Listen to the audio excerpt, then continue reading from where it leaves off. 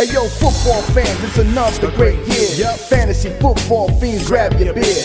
Giving you the best draft tips for all your picks. Starts and sits to the waiver wire fix. From mock drafts galore to stats that's hardcore. Triple F does it all, have y'all screaming more. So sit back, relax, let the experts prevail. JT Magnum, Siggy guns never fail. What's up, fantasy football fans? My name is JT Magnum, and welcome to week 15 of your Stardom SitEm show. And we're going to get right into it. We're going to talk about the DraftKings bragging rights real quick. I'm going to do a different show this week. It's going to be a lot shorter. It's not going to be so much graphically going on. And I'm going to try to point out as much players as I can without having to talk about too many. If you have any questions, I guess you can ask it in the comment section. But the early bragging rights winner for DraftKings was Yellow Sidewinder.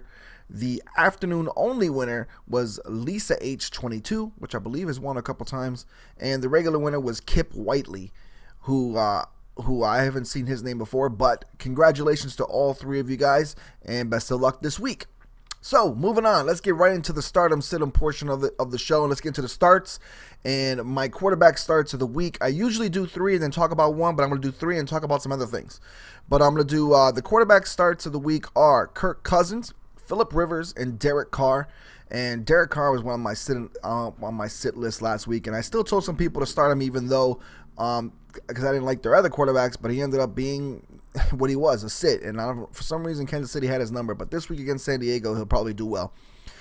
Beware of these starts: Colin Kaepernick, Alex Smith, and Carson Palmer. I don't like those starts even though they look good on paper. Because Atlanta's pass defense isn't so good and everything, but San Francisco pass defense just sucks. They're garbage.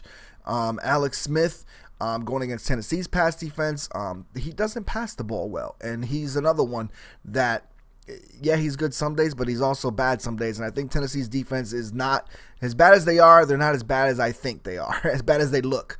And Carson Palmer against an improved New Orleans defense. Their defense has been a lot improved lately, but they just haven't been scoring lately, but Carson Palmer's just been equally as bad.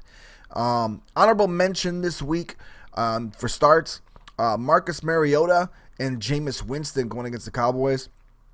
And at this point, you don't have to ask about Matt Ryan or Aaron Rodgers. Start them. I mean, come on. Matt Ryan probably has the best matchup in the world going against the 49ers, my team, who he's probably going to destroy this week. So these are guys you probably shouldn't even have to worry about. Don't even have to ask me if you should start them. I mean, if you want to, go ahead. But I mean, at this point, you should be starting these guys in your lineup. I have Aaron Rodgers in my fantasy team. Believe me, he's starting. I don't care if he does bad against the Chicago Bears. He's starting.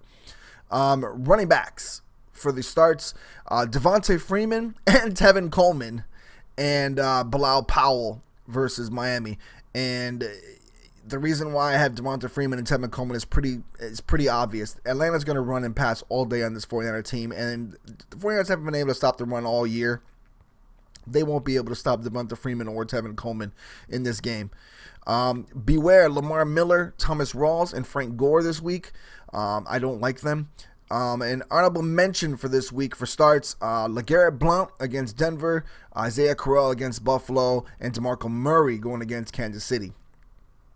Wide receiver starts. I have Tyreek Hill, Stephon Diggs, and Rashard Matthews. Also, beware of the San Francisco 49er wide receivers. Like I said, Atlanta's pass defense is not that good, but that doesn't mean that San Francisco wide receivers are just going to catch all day, every day on them. It just means the 49ers, the offense is just not that good. Brandon LaFell and Jordan Matthews. And honorable mention for this week for starts, Cameron Meredith and Michael Crabtree. So tight ends, we have tight end starts. We have Tyler Eifert. We have who I sat last week, was a bad decision.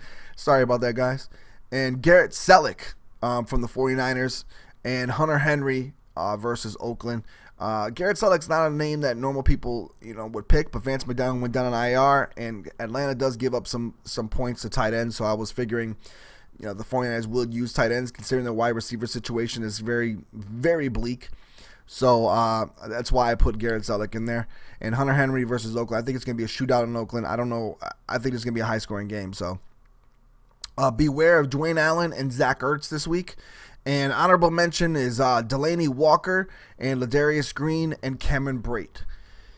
So defenses, we've got Atlanta, Seattle, and the New York Jets going against Miami. I started the Jets last week against the 49ers. I didn't start them personally, but I mean, like, I had them on my start list, I believe, and they did not live up to that expectation. But against Miami with Matt Moore as the quarterback and not Ryan Tannehill, I like the Jets' chances. Beware of Dallas, Philadelphia, and New England's defense.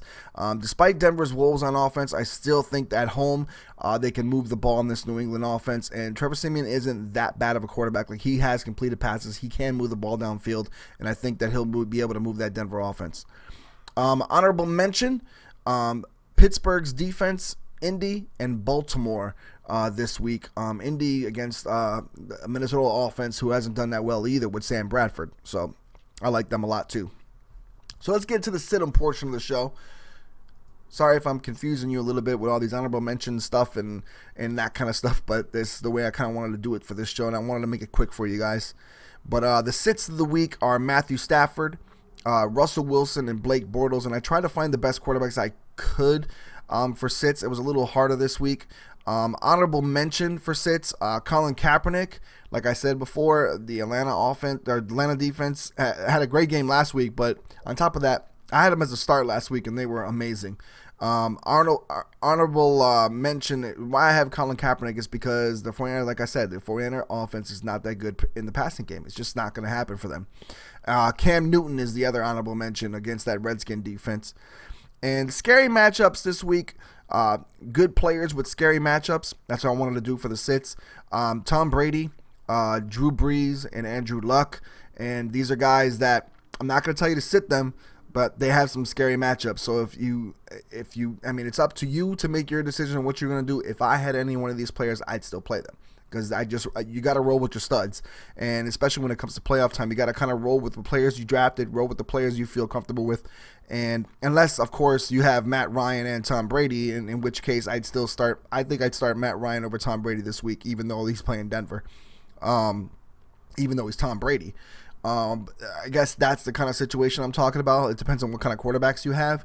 But those are scary matchups for a lot of people that are facing or that a lot of people are facing with their fantasy playoffs this week. I think the sits are probably the hardest thing this week compared to the starts. But running backs, Ryan Matthews, Doug Martin, and Spencer Ware. And honorable mention, Jordan Howard, who did have a good game against Green Bay, but I think Green Bay has been playing very, very, very solid since that game. Their defense has been playing pretty well. Carlos Hyde, who I had to sit last week and ended up running for 193 yards. Oops. And Todd Gurley going against the Seattle defense. And the scary matchups, Jeremy Hill, Rob Kelly, Devontae Booker, and Latavius Murray, who have some scary matchups in their games. Wide receivers, I have T.Y. Hilton, Allen Robinson, and Terrell Pryor Sr. going against the Bills, who have got Ronald Darby back along with Stephon Gilmore back there, I think. And Terrell Pryor's had a bad couple weeks going against some pretty decent corners and been a lot of guys talking smack to him. Feel bad for him, but he's got another tough matchup going against this Buffalo Bills team. And honorable mention there, Golden Tate going against a good Giants defense, Michael Thomas and Malcolm Mitchell going against the Denver defense. Malcolm Mitchell's been hot too.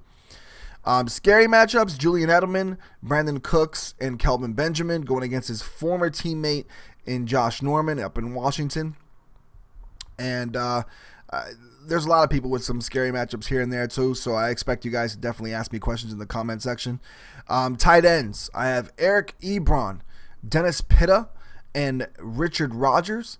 And this was hard. Tight end sits was hard this week because I felt like there was players that just didn't matter, and like the players that I feel like if you have your stud player, just roll with them. Even if they have a scary matchup, still roll with them, because sits for tight ends was difficult this week because it wasn't really that big of a deal. Like there's not really that many tight ends this year going crazy off or anything other than the main ones. So I don't know what to tell you really with tight ends. Tight ends have been a weird ordeal this year. But the scary matchups are Martellus Bennett's matchup and Gary Barnidge, I guess. And I really didn't that's why I didn't even have an honorable mention, because I didn't really feel like if you have a decent tight end, you still start them. They just, chances are they might do something, they might not. I mean, I don't know what to tell you there, because it's just hard to predict tight ends this year. Defenses, I have Denver, Arizona, and Tampa Bay for sits, and honorable mention New England, Detroit, and Green Bay. Scary matchups: Minnesota, New York Giants, and Kansas City. The Minnesota's going against Indy. KC is going against Tennessee with that ground game, and New York, and that quick passing game of Marcus Mariota, and the New York Giants facing the Detroit Lions, who I have as a sit for Matt Stafford, because I believe the New York Giants are just so good on defense that at this point that they're going to be able to shut Stafford down, especially with him and his bad finger. But at the same time, you never know. You never know if the other Stafford could show up and he throws for like 400 yards and like 4 touchdowns. So that's why I said it's still a scary matchup for the Giants, because Matthew Stafford has been so on point this year. So that does it. Let me know in the comment section what your lineup questions are. Feel free, everybody, to ask and help each other out in the comment section. And you already know the routine, guys. I don't have to tell you, so I'm going to make this really short. But best of luck to you guys in the DraftKings Bragging Rights Contest. Best of luck to you in your Week 15 playoff matchups. And if some of you guys have a bye, like I have a bye. I had a bye last week. I also had a bye this week. I ended up being first place in both my leagues. Won a playoff game in my third league, the league I don't care about. I've talked about that. And still going strong, basically. So, like I said, leave the questions in the comment section. Next Tuesday is the 20th, I believe. Yes, the December 20th. That is the day that I find out what my child is going to be, if it's a boy or a girl. So I will probably be announcing that, because I'll be so excited. And I'll probably make that video nice and short and sweet for you guys too. So, like I said, best of luck to you guys, and I'll see you next week. Peace, y'all.